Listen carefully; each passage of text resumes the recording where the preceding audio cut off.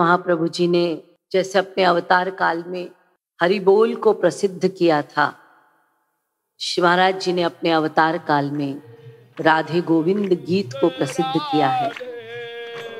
राधे गोविंद सिद्ध है। इसमें जो पंक्तियां हैं वो बिल्कुल सरल हैं। आम भाषा का प्रयोग करके प्रभु ने उपस्थित कर दी है संपूर्ण शक्तियों को। शिव महाराज जी ने अपनी सारी शक्तियों को इसमें डाल दिया है। इसीलिए जब हम इस राधे गोविंद गीत को गाते हैं तो हमें उन शब्दों की अलौकिकता जो है उसके प्रभाव से हमारे चित्त में एक हलचल सी होती है। हलचल क्या है?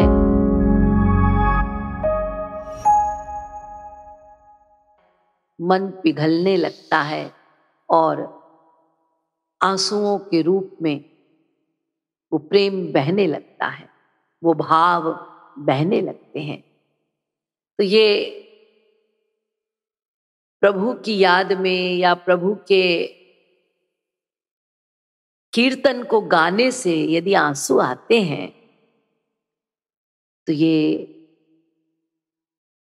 हरि गुरु का उनकी अनुकंपा है, उनकी कृपा है।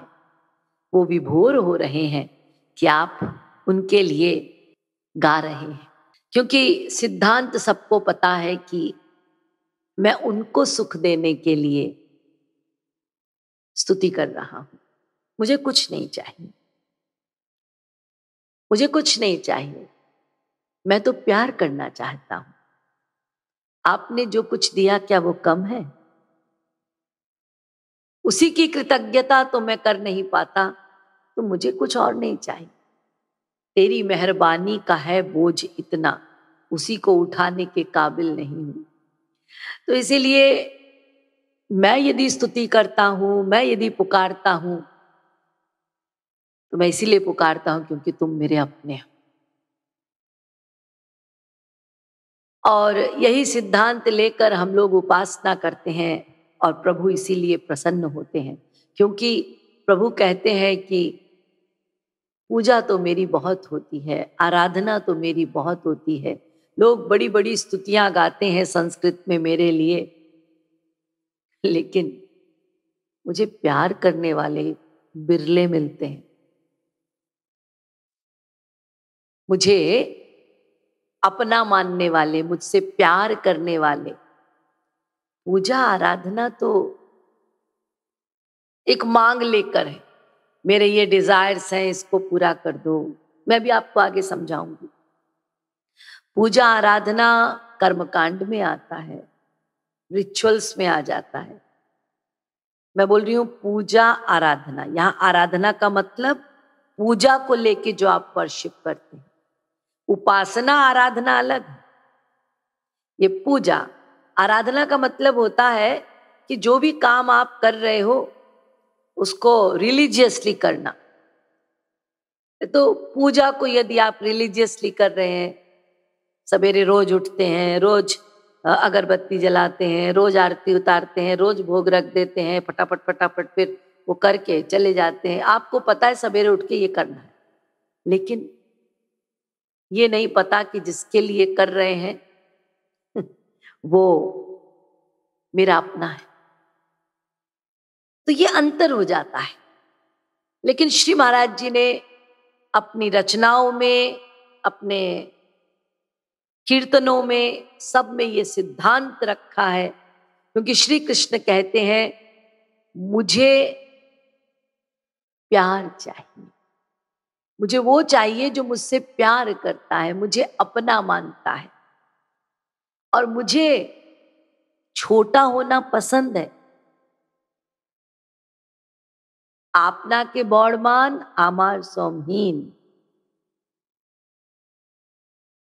बंगाली में है चैतन्य चरितामृत में कि कृष्ण कहते हैं कि तुम अपने को बड़ा मानो, मुझको छोटा मानो। मतलब तुम जब डंडी हिला के मुझको पूछोगे ना तूने माटी खाई, तो मैं कहूंगा नहीं मैया मैंने नहीं खाई। झूठ भी बोल रहा है फिर भी। ये उनको पसंद है, ये उनको प्यारा लगता है, यानी भाव, अपनापन। अपनेपन से वो भाव में वो गाली भी दे रहा है, डांट भी रहा है, तो ये भाव पसंद है। कृष्ण कहते हैं मैंने उपासना के लिए 4 भाव बनाए हैं जिसमें तुम अपना मान सकते हो। तो वो कौन सा भाव है? चाहे तो तुलसीदास की तरह मुझे स्वामी मानो, स्वयं को दास मानो।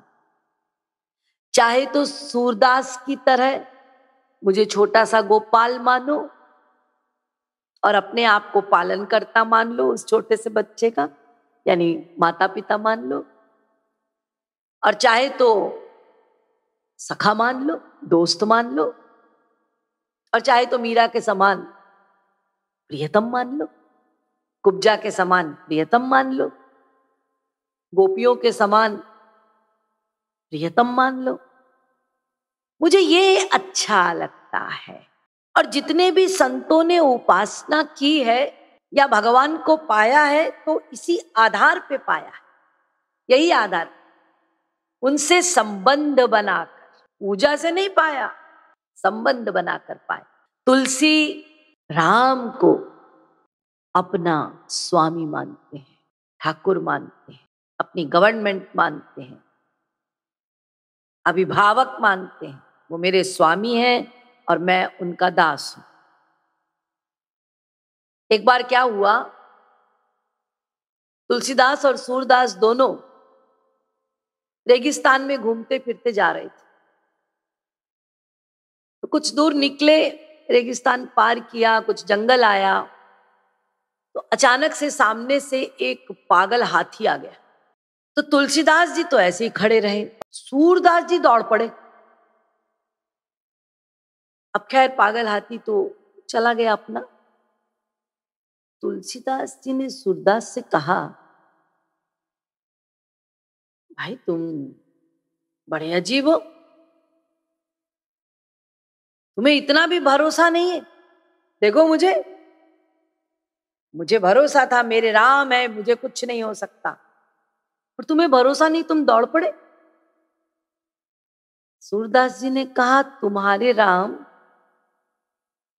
राजकुमार हैं, धनुष बाण लेकर चलने वाले, मेरा तो छोटा सा गोपाल।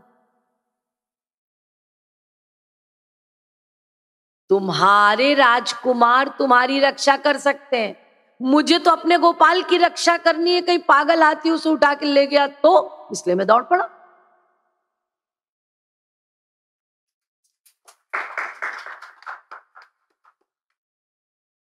तो ये है 2 भाव, इधर दोनों सही हैं। तुलसीदास जी भी सही हैं, वो स्वामी मानते हैं तो अपनी रक्षा करा रहे हैं। सूरदास जी वो खुद माता पिता बने हुए, लड्डू गोपाल को छिपा छिपा के दौड़ा रहे हैं। नहीं भाई, इसको कुछ ना हो जाए, मैं मर जाऊं, ये इसको कुछ ना हो। तो ये अच्छा लगता है। तो यही श्री महाराज जी सिखा रहे, भगवान के प्रति संबंध बनाकर, भाव बनाते हुए उनसे प्यार करो, उनको अपना मानो, उनसे बातें करो, उनकी लीलाओं में प्रविष्ट हो, सहायक बनो, यही उपासना है। तो राधे गोविंद गीत, इसमें श्री महाराज जी ने सारे भाव रख दिए हैं। आइए हम सब लोग राधे गोविंद गीत को, उनके भावों को समझते हुए गाएं। राधा और कृष्ण कौन है? वो आनंद के रस के साक्षात विग्रह है। विग्रह समझते हैं ना, चैतन्य मूर्तियां हैं, मूर्ति को कहते हैं विग्रह। तो राधा और कृष्ण कौन है? वो रस के और रस के विग्रह हैं और नित्य चैतन्य है। राधे राधे गोविंद गोविंद राधे, राधा कृष्ण नाम है, गोविंद राधे चैतन्य रस विग्रह है, बता दे। मेरे दोनों ठाकुर गोविंद राधे, भोरी भारी राधे गोविंद सीधे साधे। सदा मुस्कुराए दोनों गोविंद राधे, मेरी शुभ कामना है दोनों को बता दे। हाथ हम सबको शुभकामनाएं देते हैं ना, और हमसे जो ऊपर होते हैं उनसे शुभकामनाएं लेते हैं। कैसी शुभकामनाएं लेते हैं?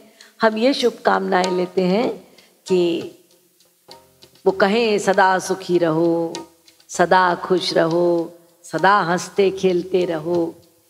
तो ऐसे ही आज राधा कृष्ण हमारे, उनको हम शुभकामना देंगे। क्या शुभकामना देंगे? कि मेरे ठाकुर, मेरी ठकुरानी को कोई कष्ट ना हो, वो सदा मुस्कुराते रहें, खेलते रहें। ये मैं शुभकामना उन्हें देता हूँ। आप कहेंगे उन्हें शुभकामना की क्या जरूरत है, वो तो नित्यानंद में रहते हैं। अरे लीला में सब कुछ होता है।